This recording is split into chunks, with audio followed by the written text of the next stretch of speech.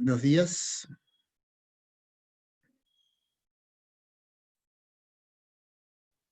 Adelante, iniciamos.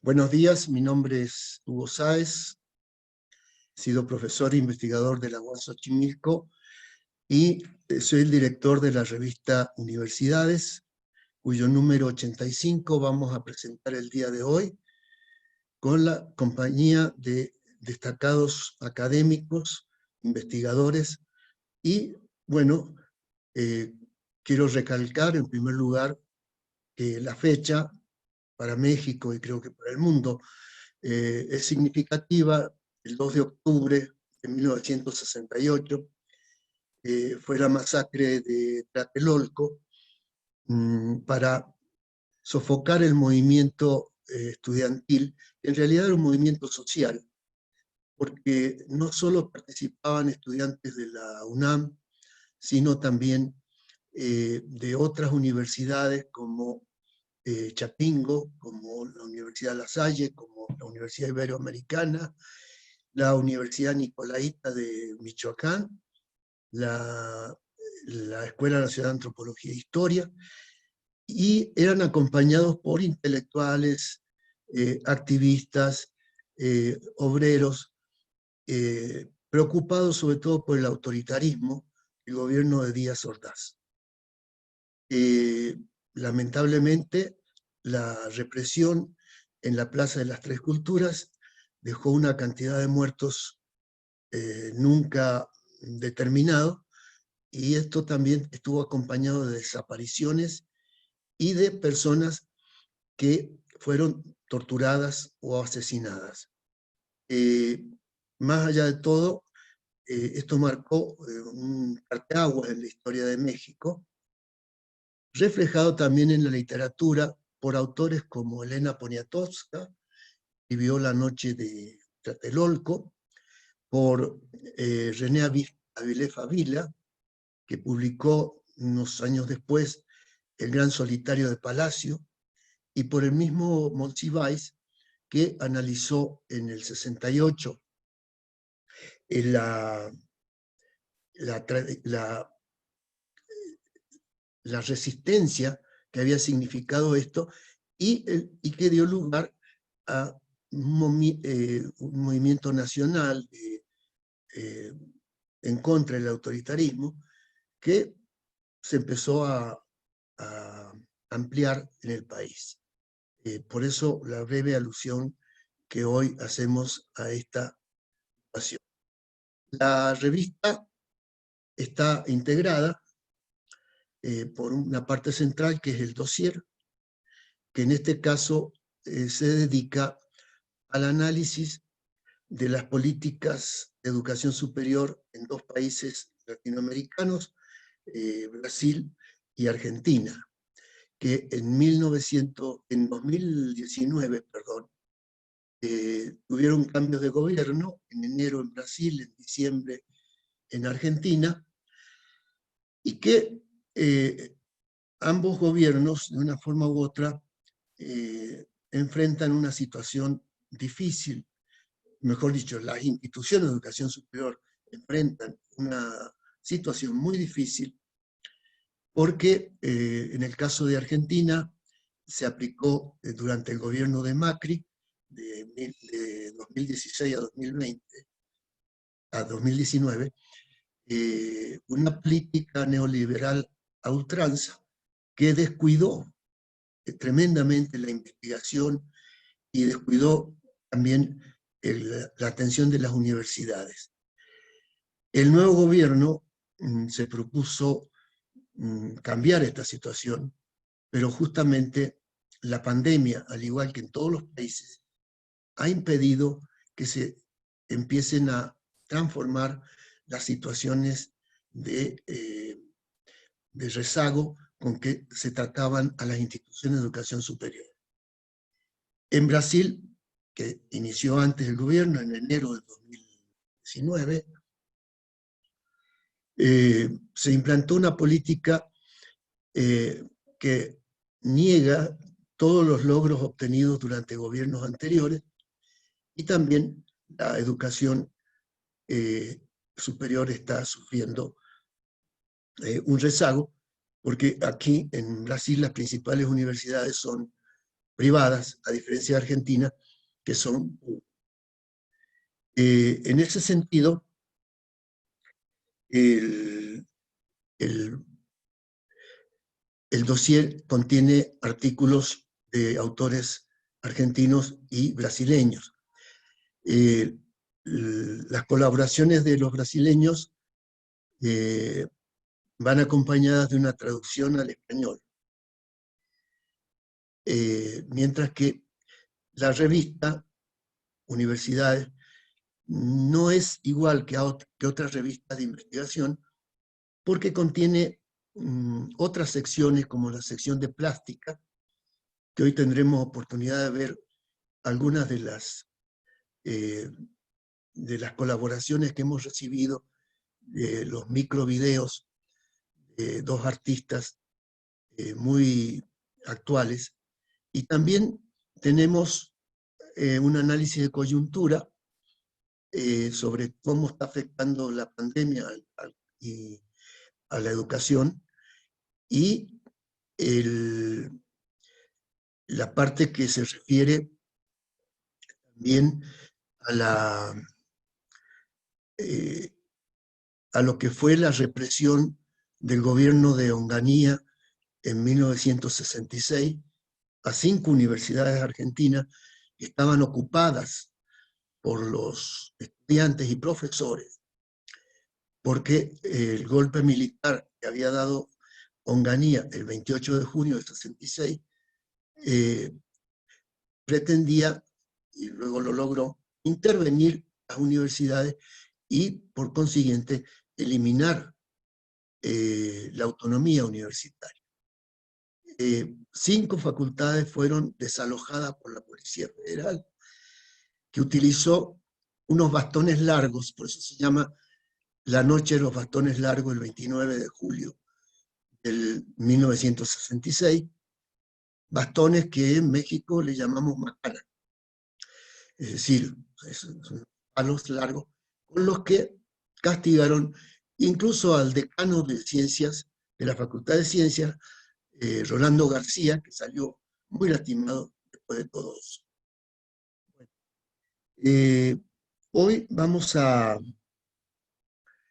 dar lugar a las exposiciones de nuestros 3 participantes, y quería advertir que quienes están, el público que observa, vamos a recibir sus preguntas y sus comentarios, pero por el tiempo no serán respondidos en esta ocasión, sino con posterioridad a la emisión de este encuentro virtual que hoy celebramos. En consecuencia, en primer lugar, vamos a darle la palabra a nuestro invitado de Brasil, Paulo Speller, que es profesor emérito de la Universidad Federal de Mato Grosso, ha estudiado en México, en la Universidad de Veracruz, tengo entendido, es doctor en psicología y ha sido consejero de la UNESCO, entre otros cargos importantes, ya que su campo de investigación es el terreno de la educación y la política.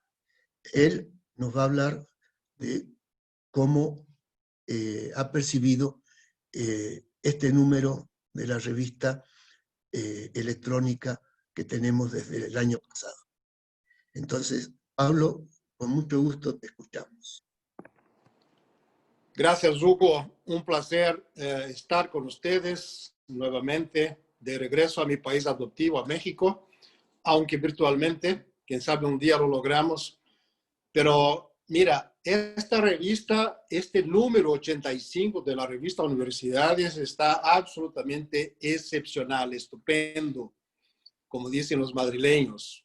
¿Por qué? Porque no es únicamente el número de una revista científica con artículos y tal, que lo es también, pero esto es una obra de arte. O sea, tenemos aquí, digamos, todos los contributos, las contribuciones plásticas, poesía, o sea, este es una obra para deliciarse con ella todo un fin de semana, ¿no? Ahí hay arte, ahí hay poesía y ahí están los artículos sobre la educación superior en Brasil y Argentina. Y son autores conocidos, algunos más que otros, pero son artículos, son trabajos excepcionales. Con la introducción que Hugo nos presenta inicialmente, y luego tenemos los análisis que se hacen, que están estupendos en el dossier. Hay una línea que está muy clara en los artículos que yo quisiera poner de relieve aquí y hacer un par de comentarios. ¿Qué es lo siguiente? Nosotros estamos viviendo una situación muy singular a partir del año 19, como Hugo nos llamó la atención, con dos cambios de gobierno, con cambios de gobierno en los dos países, primero en Brasil con Bolsonaro y luego con Fernández en Argentina, que asumen discursos muy distintos, muy distintos. Y luego nos toca la pandemia, o sea, estamos en este ambiente pandémico de crisis económica que nos afecta a todos, o sea, el crecimiento económico, la recaudación es afectada de forma extraordinaria, se calcula que casi un 10% en Brasil, en Argentina será eso mucho más, y a pesar de los discursos, ¿no?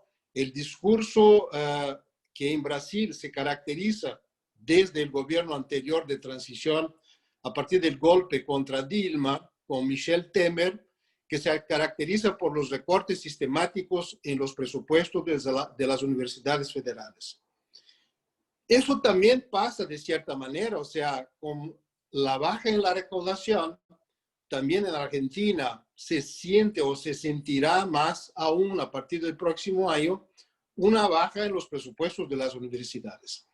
Y hay algo en común entre rectores, dirigentes, movimientos docentes, movimientos estudiantiles, movimientos sociales con respecto a la universidad, en que aparece la palabra de orden, resistencia. Hay que resistir.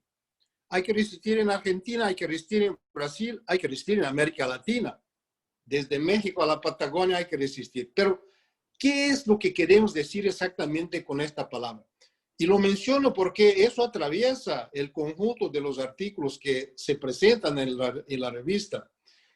Para muchos, resistencia quiere decir volver a la antigua normalidad, a la normalidad anterior, entre comillas, desde luego. Porque ¿de qué normalidad podemos hablar antes, ahora y sobre todo después? Si es que habrá exactamente un después de la pandemia, que es otra incógnita. De entre tantas incógnitas e incertezas que nos tocan con esta pandemia de la COVID-19. Yo prefiero mucho más el concepto de resiliencia, ¿no? Que es justamente el que nos presenta aquí uno de los autores, Martín Ursué, cuando habla de la Universidad Argentina resiliente, no resistente, resiliente. Y pone entre interrogantes nuevos escenarios en el horizonte. Eso es lo que nos plantea la Universidad Argentina resiliente. Nuevos escenarios en el horizonte. Yo adoptaría esta temática, que es el título de su artículo, de Martín, como estando presente directa o indirectamente en el conjunto de los artículos que están en este número 85. O sea, ¿hacia dónde vamos más allá de la resistencia? Más allá de buscar esta normalidad, retorno o no a una normalidad. Lo que quiero decir, y este es el tema para mí, es el tema al que me dedico últimamente, sobre el que escribo, sobre el que discuto. O sea, la universidad ya antes de la pandemia presentaba tendencias y problemáticas y crisis anunciadas o ya instaladas con respecto a que era necesario reinventar a la universidad. No se trata únicamente de mantener un modelo que muchas veces lo decimos, es un modelo medieval que viene desde Bolonia, que hay que mantenerlo no importa qué esfuerzos, que hay que mantenerlo. Yo no estoy de acuerdo. Yo creo que este es el momento y algunos de los autores y el debate del momento se dedica en gran medida justamente a este aspecto, o sea, reinventar cómo, hacia dónde, para qué, con qué sentido. Y aquí hay un elemento, y lo pongo para cerrar, hay un elemento importante que está muy presente en este debate, que es el desarrollo de las nuevas tecnologías.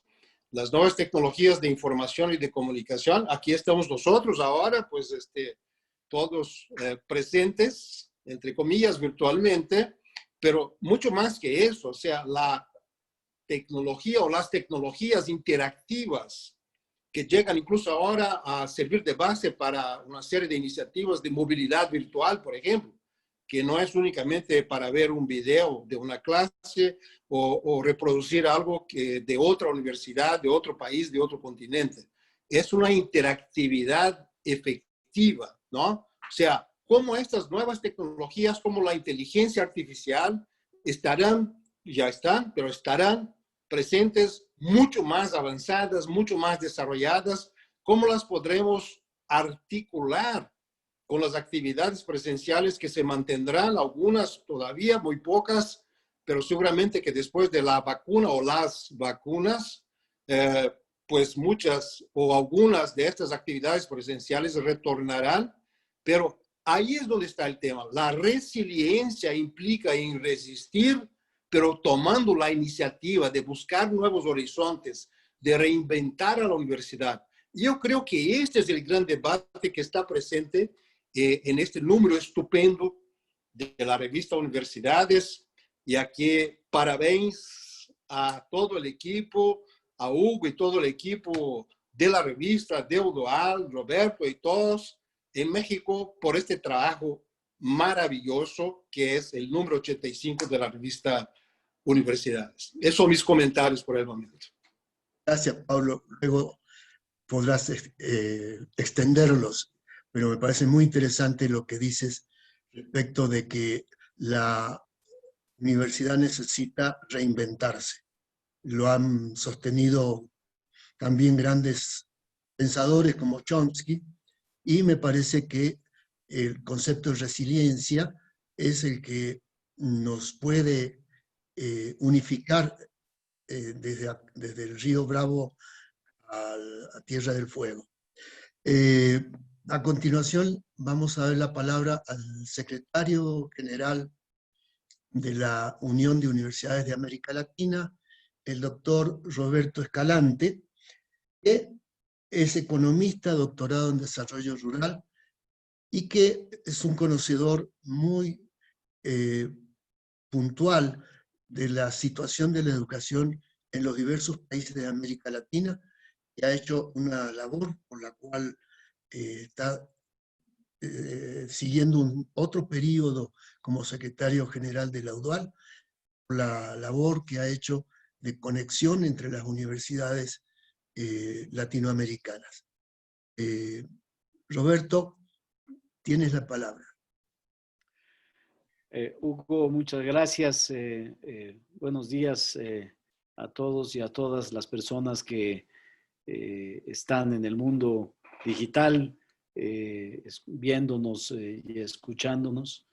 Saludo de verdad con mucho afecto y con mucha cordialidad a Paulo Speller, colega, amigo, que hoy nos hace el favor de haber aceptado la invitación para comentar este último número de la emblemática revista de la UDUAL, que tiene ya 70 años de existencia, que es la revista Universidades, y que, como Hugo mencionaba al inicio, está dedicada en este caso a la situación de la educación superior en la Argentina y en Brasil. Y también saludo a Armando Alcántara, que fue el que coordinó, porque así hemos acordado en el comité editorial de la revista, encargar a algún miembro del comité la producción y edición y recolección de todos los materiales que se van a incluir en cada número. Armando tuvo de verdad la enorme generosidad de coordinar este importante número. Antes de decir algo un poco más amplio acerca de las reacciones que me ha generado este último número, quiero recordar, ya lo decía Hugo al inicio, pero yo quiero insistir nuevamente en que hoy, y lo hago sobre todo como mexicano, hoy estamos de luto en México porque se cumple un aniversario más de esta terrible masacre estudiantil y popular que ocurrió el 2 de octubre en una plaza que existe en la Ciudad de México que se llama la Plaza de las Tres Culturas, en un barrio muy emblemático de la ciudad, porque desde la época prehispánica, que se llama Tlatelolco, y que tiene alguna conexión con lo que el contenido de este número, porque era una revuelta estudiantil, era un movimiento estudiantil que después se convirtió en como bien decía Hugo Sáez al inicio, en un movimiento social, defendiendo a la universidad y su función en la sociedad y su conexión con los problemas sociales, que tiene finalmente que ver con lo que las universidades, me parece, están comprometidas a hacer en su existencia. Bueno, este número, el 85 que hoy estamos comentando, me parece que sale a la luz con sus otros complementos que bien decía Pablo, resaltaba Pablo, artísticos, literarios, que es una tradición que ya hemos venido cultivando en la revista desde hace ya algunos años, 4 o 5 años, cosa que yo como secretario general me siento muy complacido. Sale en un momento, me parece, efectivamente, en un momento muy oportuno, por muchas razones. Este número inevitablemente tiene referencia o tiene conexión con acontecimientos muy recientes que están ocurriendo en Brasil, que es el tema de la autonomía universitaria brasileña, de las universidades federales brasileñas en particular, pero yo incluiría a todas las universidades públicas en Brasil, que han sido afectadas de manera muy fuerte por la política muy conservadora, extremadamente conservadora, que tiene el gobierno actual de Jair Bolsonaro respecto de toda la sociedad brasileña, y incluida la educación superior, y que no solamente se constriñe a el tema del financiamiento. Tiene que ver con el financiamiento, tiene que ver con la democracia, tiene que ver con la visión que se tiene del mundo y de su futuro. Parece increíble, pero es cierto, hoy hay en Brasil esta discusión de si la Tierra es plana o es redonda, ¿no? Han implantado que son ejemplos burdos, pero son cuestiones que me parece ejemplifican muy claramente que se trata de imponer un modelo, una suerte de epistemología, los fundamentos de de una sociedad que privilegia obviamente los intereses de las minorías conservadoras, ideológica y políticamente, y que tienen expresiones económicas también muy claramente en un país tan desigual como lo es Brasil. Entonces, que aparezca este número en estos momentos me parece muy oportuno, como una manera de participar de manera muy respetuosa, pero también interesada en todo lo que significa, como bien decía Paulo Speller, el futuro de la educación superior que se está jugando hoy en Brasil y en otras partes como la Argentina también, pero yo diría en América Latina y el Caribe en su conjunto.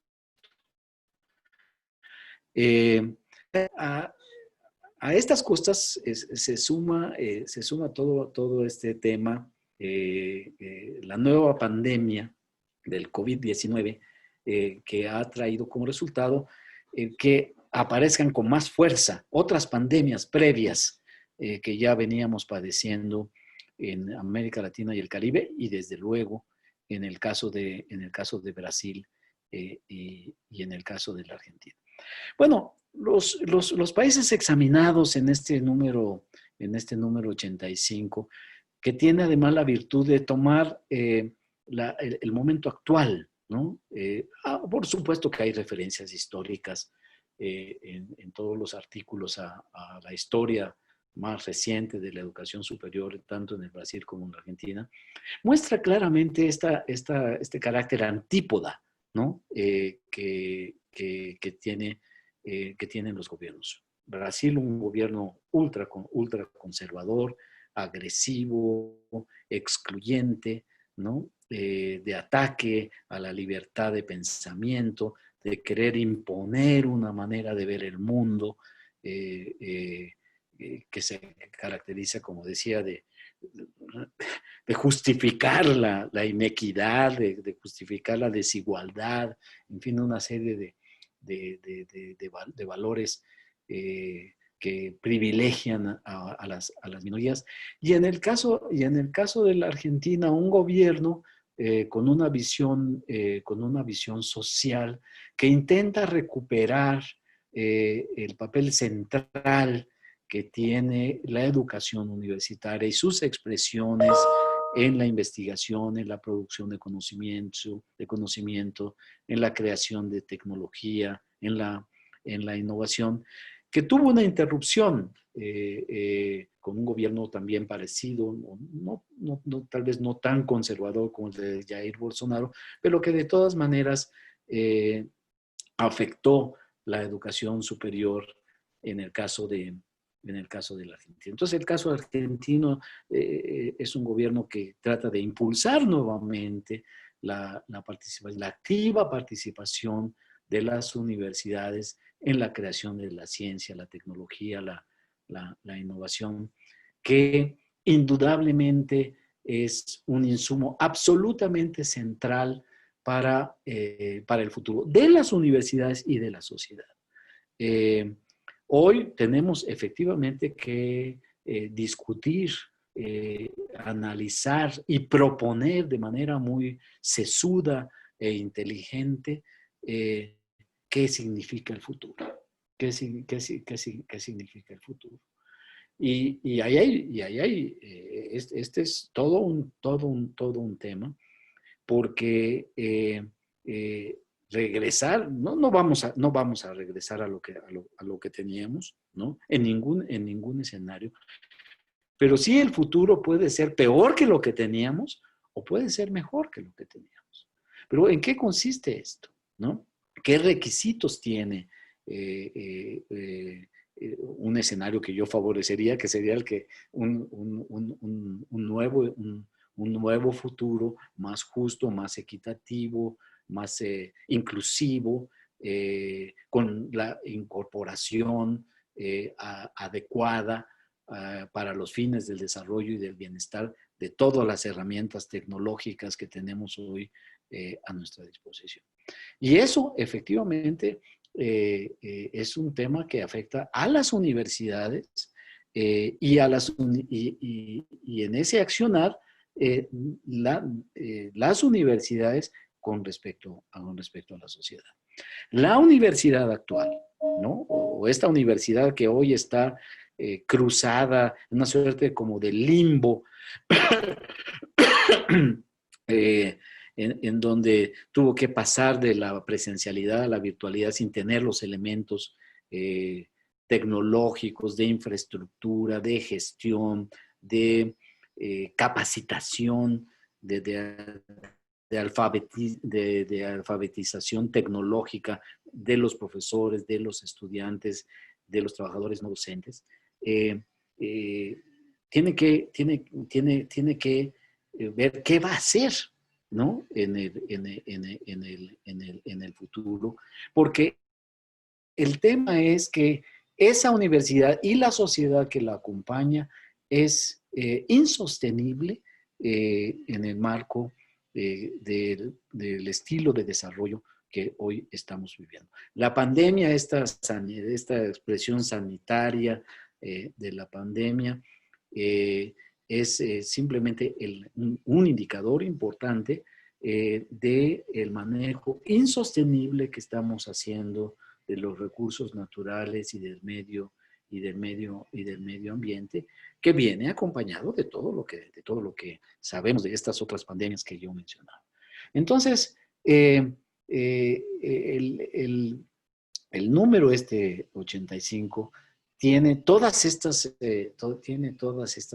aristas que me parecen muy provocativas en el buen sentido del término, porque la crisis que estamos viviendo y que lamentamos, Brasil tiene casi 150,000 muertos, México está a punto de llegar a los 80,000, la Argentina menos, pero en fin, todas estas muy tristes expresiones humanas de la pandemia tienen que ver con lo que yo decía, cómo vamos a salir de esta realidad, porque podemos salir peor que como entramos a la pandemia. Y la universidad tiene un papel que jugar muy importante. Entonces, este número, como decía, invita a todas estas reflexiones. Concluyo en este primer comentario diciendo que afortunadamente, tanto en Brasil como en la Argentina, a pesar de las crisis distintas que están viviendo las universidades brasileñas vis-a-vis las universidades argentinas, hay mucho fervor, hay mucho entusiasmo.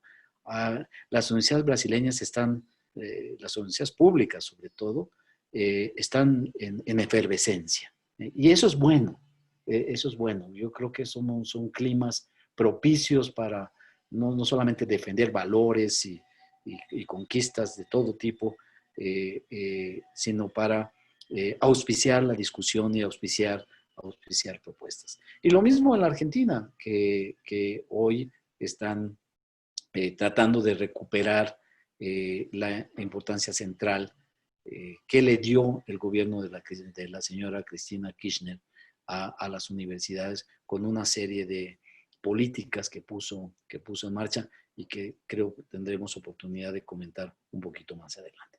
Entonces, bienvenido este número. Concuerdo plenamente con Pablo que es un número,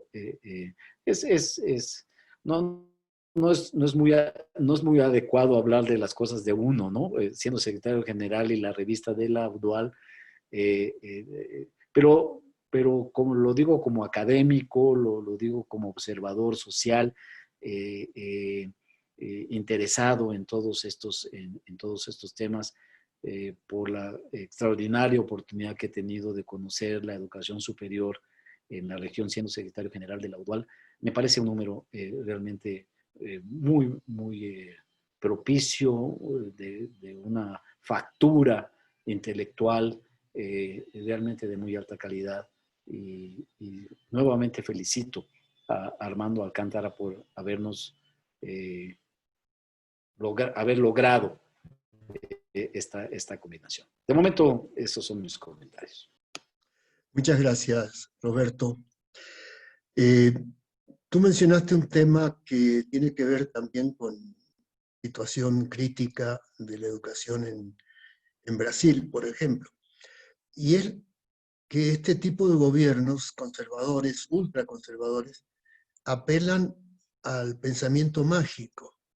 Mencionaste que también el terraplanismo eh, son, se basan en negar la ciencia y por ende mucha gente no tomó precauciones, no hizo caso de las medidas preventivas que se aconsejaban para contener la pandemia, no solo en México, en Brasil, en Argentina, en distintos países, Estados Unidos obviamente, pero yo lo vinculo con esa tarea que nos da Paulo de inventar una nueva universidad, que trate este tema, ese pensamiento mágico que niega a la ciencia y que se convierte en una ideología en última instancia. Bueno, pero era una acotación para ver la relación entre ambas intervenciones. Entonces ahora vamos a escuchar al doctor Armando Alcántara, doctorado en psicología y especializado en educación. Él es miembro del Instituto de Investigaciones sobre la Universidad y la Educación de la Universidad Nacional Autónoma de México, la UNAM. Y él se ha encargado de coordinar el dossier de este número que tan buen impacto ha tenido. Te escuchamos, Armando.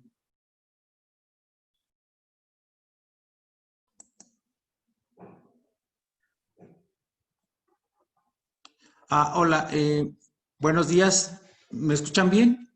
Sí, se escucha bien. Perfecto. Pues primero quiero agradecer la oportunidad que me dio el comité editorial de la revista para coordinar este número. Para mí, pues Argentina y Brasil son dos países pues muy entrañables porque he tenido la oportunidad de pasar algún tiempo en sus universidades, en la de Buenos Aires y en la de Goiás, pero también he hecho pues bastantes visitas a otras universidades, así que tengo contacto constante y amistades muy profundas con universitarios tanto de Argentina como de Brasil. Así que para mí pues fue un gran gusto aceptar esta oportunidad que me dio el comité editorial de coordinar este número. Y me parece también que aparte de las cuestiones personales y pues coincidiendo con lo que ya Paulo y Roberto nos han dicho, me parece que pues estudiar las universidades de Argentina y de Brasil es importante también porque pues tienen, como sabemos, una tradición pues muy importante. ¿Quién no va a saber que en Argentina pues hubo el movimiento de la reforma universitaria, que pues es la piedra fundamental para la autonomía de las universidades públicas de toda la región? Y bueno, pues en el caso de Brasil, creo que también, aunque últimamente ya no se le ha mencionado, pero sigue siendo un hito muy importante, la propuesta que hizo en los años 60 el profesor Darcy Ribeiro cuando creó la Universidad de Brasilia, que bueno, pues fue una novedad en cuanto a la organización de la universidad y de su relación con la sociedad, entre otras cosas.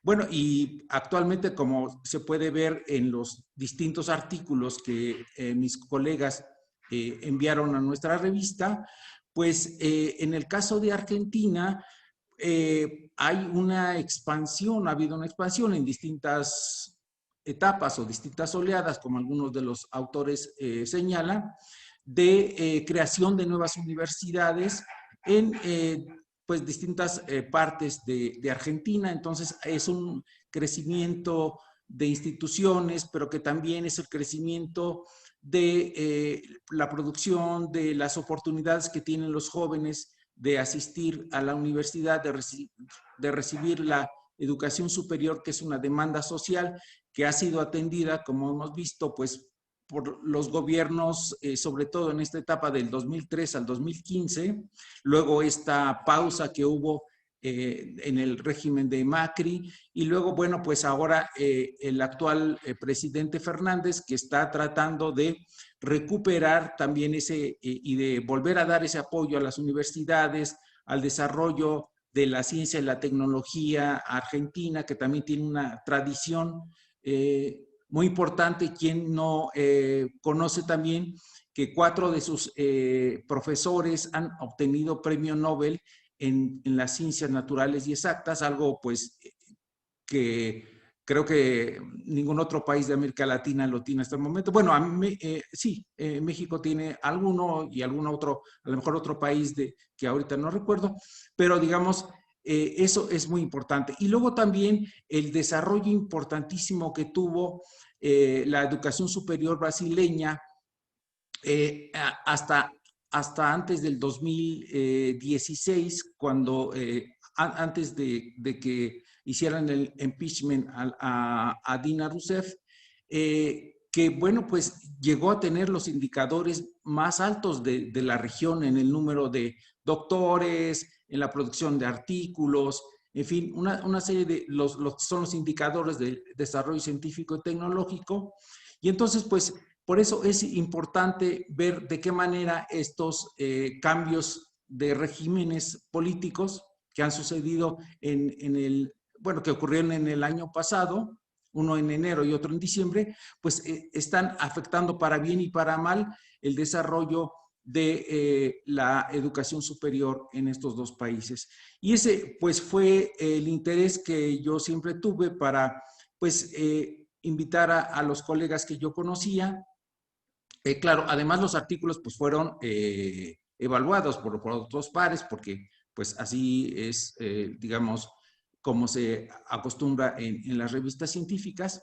Y esto pues siempre lo tuve en mente pues destacar, pero afortunadamente mis colegas, quienes enviaron los artículos, pues coincidieron en esto, y creo que ese es uno de los valores más importantes de este número. Y claro, como lo señaló también al principio Paula Speller en sus comentarios, pues es espléndido todo lo adicional que tiene la revista, ¿verdad? Las otras secciones, la sección plástica pues está muy, muy bonita, espléndida también. El hecho que también, como en los demás números de la revista, se haya puesto un artículo, un documento histórico, que en este caso fue el de un reportaje de un periódico brasileño sobre la noche de los bastones largos.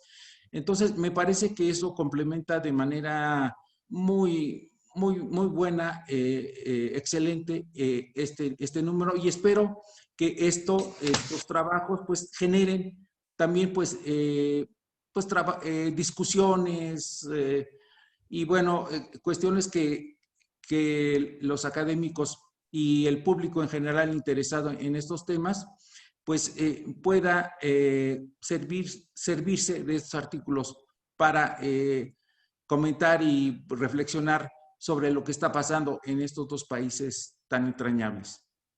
Eso sería todo de mi parte. Bueno, muchas gracias, Armando.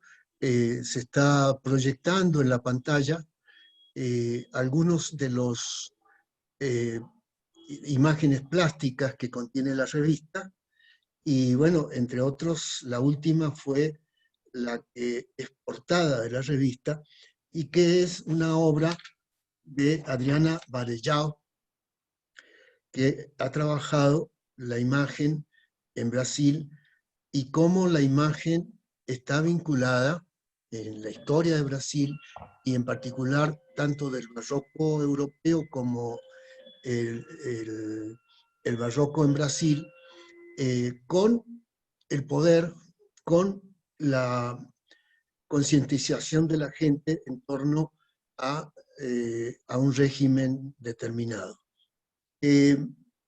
Me parece que las tres exposiciones han sido muy claras y muy vinculantes entre sí, y ahora vamos a trabajar como mesa redonda Es decir, que los participantes se pueden responder unos a otros sobre la cuestión de la situación actual de la universidad y de las instituciones de educación superior con respecto a la pandemia y con respecto a cómo los gobiernos de distintos signos a veces desconfían del conocimiento científico. Y que esto ha sido producto de muchos eventos latinoamericanos, en particular antes de la Noche de los Bastones Largos, en 1966 en Argentina.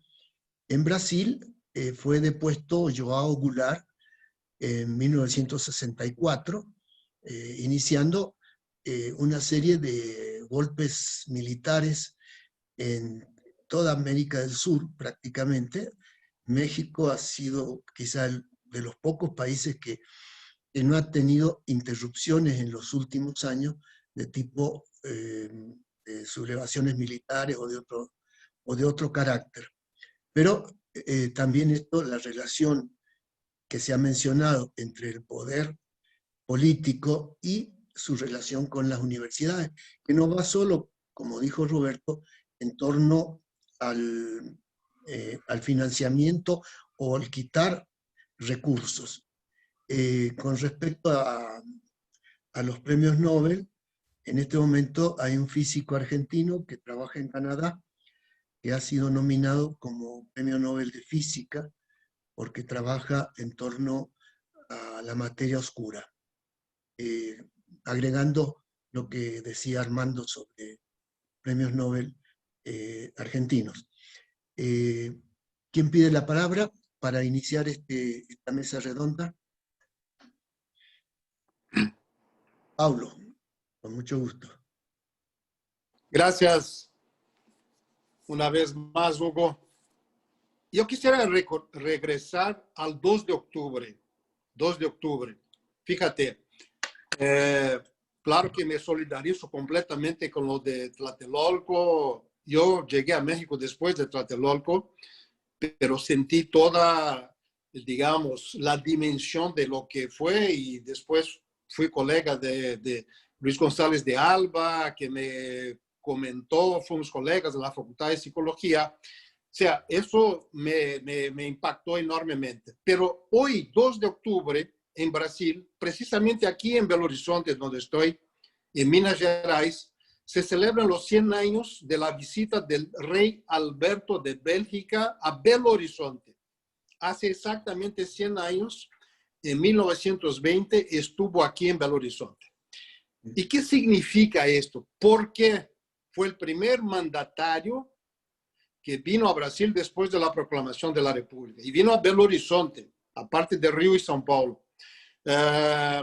Su interés estaba más específicamente en las reservas siderúrgicas de minero de hierro que Minas Gerais tiene, que es un estado, Minas Gerais, Minas Generales, muy rico en riquezas minerales, y el interés que tenían era exactamente en esto, porque enseguida a su visita se crea una compañía, que es la Compañía Siderúrgica Belgo-Mineira, que fue la primera siderúrgica de América Latina que instaló un alto horno en el interior de Minas, coincidentemente en el pueblo donde yo nací, que es João Molevade. Pero quiero retornar a la visita del rey Alberto, 100 años. Y cuando el rey Alberto pasó por Río de Janeiro, recibió el título de doctor honoris causa de la Universidad de Brasil. 1920, ¿eh? Estoy hablando de 2 años después de la reforma universitaria en Córdoba. 2 años después. Ya la UNAM y otras universidades de América Latina estaban instaladas desde hace siglos, ¿no? Y apenas aquí, la Universidad do Brasil, en Río de Janeiro, que hoy es la Universidad Federal de Río de Janeiro, se instalaba exactamente el mismo año, 1920. Algunos críticos mordaces dicen que se creó la Universidad de Brasil únicamente para entregarle el título de doctor honoris causa al rey Alberto de Bélgica, porque no había otra universidad en Brasil, fíjense. Fue la primera universidad que se creó formalmente como universidad, fue la Universidad do Brasil. Bueno, ¿a dónde quiero llegar? La juventud, o sea, la universidad en Brasil es algo muy reciente, porque de hecho ni siquiera fue la Universidad de Brasil la que se instaló efectivamente a partir de un proyecto de universidad. Eso va a pasar mucho tiempo después con la Universidad de São Paulo. 20, 30 años después 34. Es cuando se crea la Universidad de São Paulo. Entonces, estamos hablando de un proceso de reinvención. Quiero retornar aquí al tema de la resiliencia, de la post-pandemia, como mucha gente ahora se refiere a lo que va a pasar después de la vacuna, de las vacunas. O sea, este es el debate real al que tenemos que dedicar, me parece, ¿no? O sea, no únicamente la resistencia. Yo no quiero regresar a 1920, a aquel modelo, o aún 20, 30 años después, cuando se instaló la Universidad de São Paulo. Y como dice Roberto, la amenaza o las amenazas en Brasil son muy concretas en contra de la autonomía universitaria, que no la tenemos en Brasil, contrariamente a Argentina, a México y otros países de América Latina donde hay autonomía, hay algo de autonomía, hay, digamos, movimientos hacia la autonomía universitaria, que no lo tenemos nosotros. Está en la Constitución del 88, pero no se respeta. En Argentina se inicia un debate sobre una ley general de educación superior. En México se está discutiendo la ley de educación superior. En otros países también. En Brasil no hay nada de eso. Al contrario, lo que hay son movimientos para desarmar, para destruir la universidad pública, sobre todo la federal, pero igual hay iniciativas del gobierno del estado de São Paulo que afecta directamente a las 3 universidades paulistas, la USP, la UNESP y la Unicamp. Entonces, es algo que diferencialmente nos afecta en Brasil mucho más que en Argentina o México y otros países de América Latina.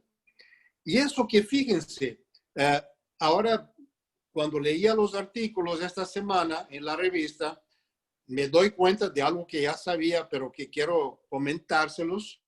O sea, la matrícula en cursos de pregrado, de grado en Argentina, está preponderantemente en las universidades públicas, las nacionales. El 78% de los estudiantes de grado en Argentina están en universidades públicas. ¿Y qué es lo que pasa en Brasil? El 78% están en universidades privadas. Privadas. Y nos lo recordaba Roberto. O sea, eso no es algo que se inicia con Jair Bolsonaro, ni siquiera con Michel Temer. Eso viene de allá, de 1964, con el golpe militar, cuando las instituciones privadas pasan a asumir lentamente, aún comparativamente con hoy, un papel mucho más importante cuando las públicas eran prácticamente las únicas que existían en el 64, ¿no? Y de allá para acá, pues la curva viene subiendo a tal punto que hoy tenemos casi el 80% de la matrícula en universidades o instituciones privadas. Y con la pandemia y después de la pandemia, aún con las vacunas, este proceso se va a acentuar, o sea que las públicas van a encoger aún más. De este 22% que tenemos hoy, vamos a encoger mucho más. Y ahí es donde vuelvo a la reinvención de la universidad. Y donde vuelvo también a que tenemos que entrarle a ese debate de cómo las tecnologías nos benefician. O sea, cómo pueden beneficiar la construcción, el desarrollo, el avance de una universidad inclusiva, pertinente, como está claramente enunciado en los comunicados finales de las 2 conferencias mundiales de educación superior de la UNESCO, en 1998 y luego en 2009. Y más aún, en nuestras 3 conferencias regionales en la América Latina y el Caribe que hemos hecho en La Habana, luego en Cartagena de Indias y justamente en 2018, otra vez en Córdoba, 100 años después del gran evento del 1918, regresamos a Córdoba para reafirmar que este bien público, que la universidad tiene ese papel estratégico, ¿verdad? Pero esto hay que construirlo, eso no se da por magia ni automáticamente, porque hemos sido estratégicos, porque hemos sido importantes, porque hemos formado a las lideranzas, tanto privadas cuanto públicas, a lo largo de la historia. Pues ahora es distinto. Ahí es donde está el punto. Ahora es distinto y tenemos que dedicarnos a eso. Resiliencia. Yo creo que ahí está la palabra clave. Una pregunta antes de continuar. La investigación fundamental en Brasil se hace tanto en universidades públicas como privadas. Mayoritariamente en las públicas. El 90% del posgrado, de los cursos de posgrado, y sobre todo los de mejor calidad, están en las universidades públicas. Hay excepciones, desde luego, algunas PUCs, como en Río, Río Grande do Sul, São Paulo, que son muy importantes, pero las universidades públicas federales y estatales concentran la investigación y el posgrado en un 90% en el país. Bien. Roberto, Armando. Hugo, bueno, hace rato felicité a Armando por el número, pero también quiero felicitarte a ti por estar dirigiendo la revista y llevándola por estos rumbos tan buenos. Entonces también un saludo afectuoso de mi parte hacia tu persona. Muchas gracias.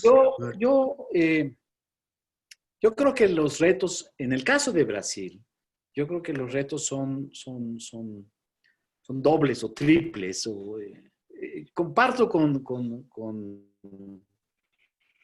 Paul esta idea de la resiliencia en el sentido de utilizar esta coyuntura tan tremenda que tenemos como una oportunidad, ¿no? Para repensar y rediseñar a la universidad y todo lo que la acompaña en términos no solamente de lo que le toca intramuros, sino la parte, si la puedo llamar así, de extramuros, de vinculación con la sociedad, de aportación, de convertirse todavía de manera más acentuada en este insumo fundamental para el desarrollo y para un nuevo modelo de desarrollo que necesitamos. Concuerdo plenamente con eso y creo que eso es aplicable a todo el mundo universitario en el mundo, ¿no? Creo que hoy ahí hay puestas una serie de interrogantes y hay un debate, hay un debate en el que hay que, me parece que participar de manera muy, muy intensa, porque esto es como el Tratado de Libre con el multilateralismo, ¿no? El multilateralismo, uno se puede incorporar al multilateralismo y promover la desigualdad y cada vez la mayor divergencia, ¿no? Social, económica de los países. ¿Cómo nos incorporamos? ¿Cómo utilizamos todas estas nuevas herramientas tecnológicas para hacer de verdad que la producción de conocimiento, de ciencia, de tecnología e innovación sirva realmente a los intereses de la sociedad? O cómo, y como está ocurriendo ahorita, esta revolución tecnológica que está metida también en la educación, está dejándole extraordinarias ganancias. Si revisamos hoy, Zoom y Google son las compañías que tienen el mayor nivel de ingresos multimillonarios, ¿no? Que existen hoy en las compañías en el mundo, ¿no? Y luego las de las farmacéuticas, Roberto. ¿Perdón? Las farmacéuticas. Bueno, y las farmacéuticas también se van a incorporar ahora con esta cuestión. Entonces, hay distintas estrategias, hay distintos caminos y nosotros tenemos que tener claro. Pero a mí me preocupa, a mí me preocupa que también en el caso de Brasil, hoy, dadas las características de la ofensiva de este gobierno, hay que también resistir, ¿no? Hay que también resistir y defender, ¿no? Valores conquistados desde hace mucho tiempo, que hoy están en peligro. Paolo, no sé si estará de acuerdo conmigo, pero hoy todo este proyecto de Futurecé pretende terminar de privatizar, ¿no? La educación superior en Brasil, es decir, acabar incluso con ese 22%. Y el asunto no es solamente lo privado, no solamente el carácter privado que tiene toda una serie de consecuencias. Es toda una visión, ¿no? De cómo vamos a formar a los jóvenes, qué ideas, ¿no? ¿Qué visión del mundo, ¿no?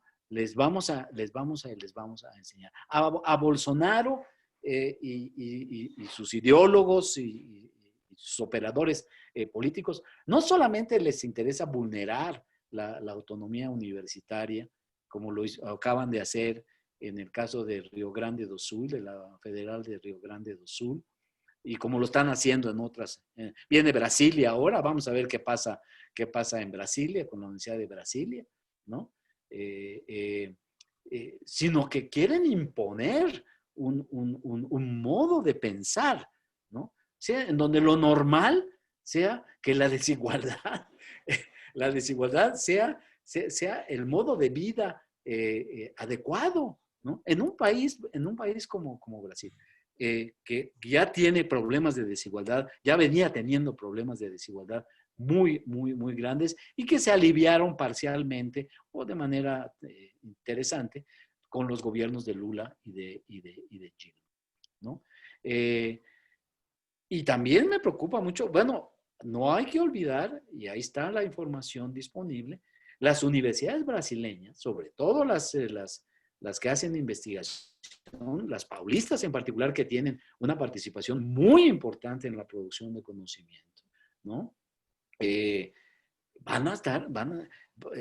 Las universidades brasileñas ocupaban el primer lugar en América Latina de producción de artículos indexados, de número de patentes generadas en las universidades, y en fin, una participación realmente muy destacada y con aportaciones absolutamente importantes, ¿no? al conocimiento en las distintas ciencias.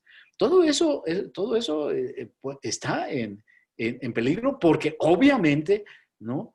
Todo ese ambiente propicio que tenían las universidades, las paulistas sobre todo, que han tenido la benevolencia de los gobiernos paulistas y toda esta financiamiento que es parte del producto, un porcentaje del Producto Interno Bruto del Estado de Sao Paulo, que es el estado más rico de Brasil, ¿no?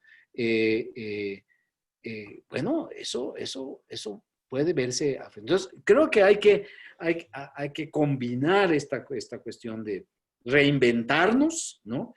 Que era un reto ya previo incluso a la pandemia y al gobierno actual, pero hay que defender a las universidades brasileñas hoy día, ¿no?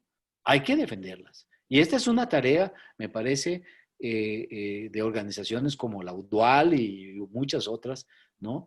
En donde creo que tenemos que salir a defender esta libertad, estas libertades, esta aportación que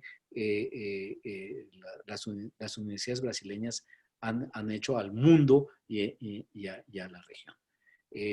Porque Bolsonaro va por todo, ¿no? Va por todo y va por un modelo de educación, un modelo de conducción política, un modelo de desarrollo económico extremadamente excluyente. Y bueno, que nos regresa al mundo, a la medievalidad, ¿no? Que no es posible aceptar. Bueno, eso quería también decir. Efectivamente, el modelo Bolsonaro también tiene que ver con el medio ambiente y la actitud totalmente agresiva hacia el medio ambiente en un país que tengo entendido, no sé si Pablo confirme el dato, pero donde está un 18% de las reservas de agua del mundo, en Brasil. ¿Es cierto eso, Armando? Perdón, Paulo. Sí, sí. Desde luego que sí, sí es cierto. Y aprovecho para comentar la provocación, la buena provocación de Roberto, ¿no? O sea, cuando se habla de resiliencia, se habla de resistencia con iniciativa, no se deja de lado Claro. la resistencia, ¿no? Porque hablando de autonomía o de ausencia de autonomía, más bien en el caso de Brasil, pues ahora resulta que al presidente de la República, pues le ha gustado poder nombrar al director que se le pega la gana, porque la verdad es que la ley le faculta al presidente de la República nombrar uno de 3 nombres que son enviados por el Consejo Universitario de cada universidad, ¿no? Y últimamente, pues ha nombrado al segundo, al tercero, y lo peor, andan nombrando también rectores fuera de la lista, interventores, lo que es más grave aún, con diferentes subterfugios, ¿no? O sea, buscando justificativas al margen de la ley. Entonces, ahí la resistencia es más importante aún, pero más que eso, tenemos que cambiar esta ley, por ejemplo, y ya hay iniciativas que se están trabajando en la Cámara de Diputados, en el Congreso Nacional, para cambiar esta lista. Cambiar es acabar con la lista tríplice, por ejemplo, ¿no? Que es un elemento de la autonomía de las universidades. Eso no es la autonomía. Pero para los compañeros latinoamericanos, cuando les contamos eso, dicen, eso es impensable. O sea, ¿cómo que la universidad no puede escoger y nombrar a su rector o su rectora? Pero eso es lo que pasa en Brasil. Yo cuando fui rector fui el primero de la lista. Todavía en el gobierno Fernando Henrique Cardoso, cuando Fernando Henrique Cardoso llegó a nombrar a algunos en segundo y tercer lugar. Pero con el presidente Lula y con la presidenta Dilma hubo un compromiso de que nombrarían únicamente a los primeros de la lista, o sea, aquellos que habían sido escogidos por consenso en cada universidad. Y efectivamente, Lula y Dilma siempre nombraron al primero de la lista. Pero lo que había que hacer era acabar con la lista. La dejamos, la ley siguió y ahora Bolsonaro lo utiliza para nombrar al segundo y al tercero. Y pasó ahora en Río Grande do Sul. Quién sabe lo que va a pasar. Mato Grosso ahora está esperando un nombramiento, Brasilia y tantas otras universidades. Entonces, ahí hay que estar en resistencia, pero yendo más allá, resiliencia. ¿Qué es lo que queremos para más adelante? Aparte de extinguir, extirpar, deletar esta ley, acabar con la ley en el plan legal, en el Congreso Nacional, pues también tenemos que, ¿qué es lo que queremos decir como reinventar la universidad? No es únicamente un tema de tecnologías, no, es mucho más que eso. Si estamos perdiendo un tercio, casi un 30% de la matrícula universitaria, tanto en públicas como en privadas, las privadas se están reinventando, buscando en las tecnologías cómo trabajar con masas aún mayores de estudiantes.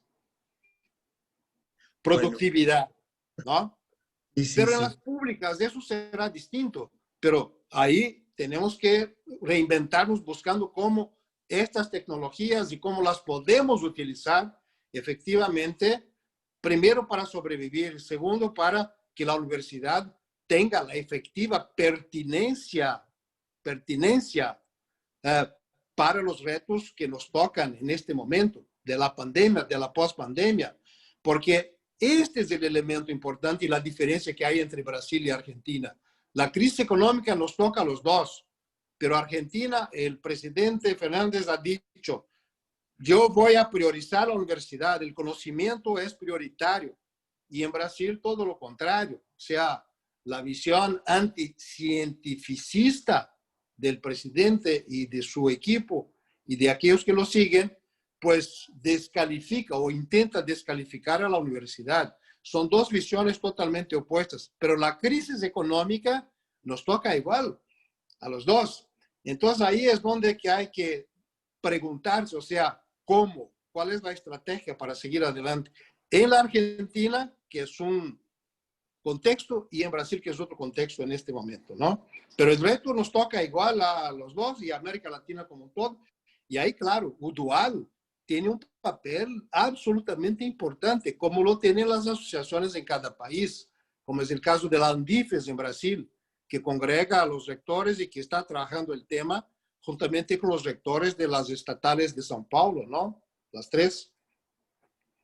Muy bien, gracias. El tiempo nos está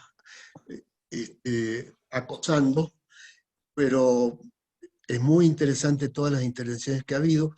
Le daría la palabra a Armando por último, porque tenemos pendiente un video que refleja el contenido de la parte plástica de la revista. Armando. Sí, muchas gracias. Bueno, pues reiterar nuevamente el agradecimiento a todo el equipo, a Hugo, a Praxedis y todo el equipo editorial que hizo un trabajo espléndido. Y bueno, yo quisiera destacar algo que Roberto consideró como posiciones antípodas de los dos presidentes y que de alguna manera, de los dos presidentes involucrados, que de alguna manera reflejan estas políticas. En el caso de Bolsonaro, pues él, uno de sus principios de gobierno es que va a salvar a Brasil del comunismo y que bueno, pues ahí entra su posición pues fundamentalista también y por eso pues ese ataque tan fuerte a las universidades y sobre todo a las universidades públicas.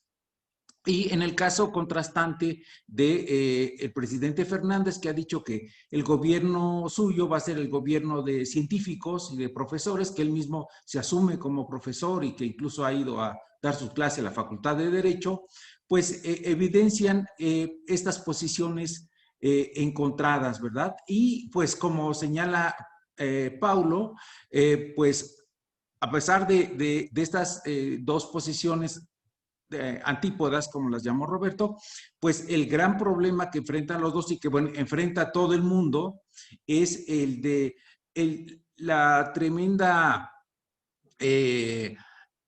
pérdida de la economía, ¿no? Se habla de pérdidas en muchos países, en México, por ejemplo, de casi el 10% del Producto Interno Bruto. Entonces, para estos países de América Latina y de muchas otras partes del mundo, va a ser un reto formidable, ¿no? En los próximos años. Y bueno, pues ahí también habrá que ver cómo esta lucha por lograr una contrahegemonía en el caso brasileño, pues tendrá que tener todo el talento y la voluntad política de los actores y de la sociedad brasileña para poder revertir este daño que se le está haciendo a todas las conquistas sociales que se habían conseguido en los gobiernos anteriores al de Michel Temer. Este sería mi último comentario. Bueno, muchas gracias. Precisamente ese monstruo imaginario creado por McCarthy sigue funcionando porque si Bolsonaro quiere impedir que llegue el comunismo a Brasil, Díaz Ordaz dijo que estaba conteniendo una conspiración comunista internacional. Es decir, que pasan los años y sigue siendo un monstruo para asustar a las multitudes. Se les agradece muchísimo a los participantes, en especial a nuestro invitado Pablo Speller, porque Roberto Escalante pues, es nuestro secretario general y Armando forma parte ya de la revista. Esperamos entonces la proyección de un video de Ernesto Vaca, plástico argentino, que es muy interesante lo que hace porque yo diría que es la revolución del cine yendo a lo abstracto, porque es una forma de cuestionar las imágenes fijas No sé si ya estamos listos por el video. Alejandro o Praxedis, no sé si me oyen.